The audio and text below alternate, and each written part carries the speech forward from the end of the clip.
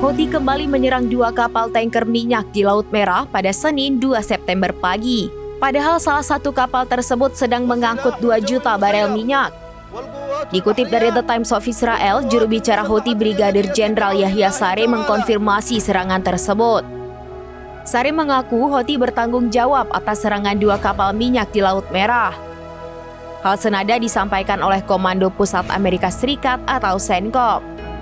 Mereka mengatakan 2 kapal itu yakni MV Blue Lagoon 1 yang berbendera dan dimiliki Panama dioperasikan oleh Yunani. Sementara 1 kapal lainnya merupakan MV Amjad yang berbendera dan dimiliki oleh Saudi dan dioperasikan oleh Arab Saudi. CENTCOM menjelaskan kedua kapal minyak menjadi sasaran 2 rudal balistik dan sistem serangan udara nirawak satu arah.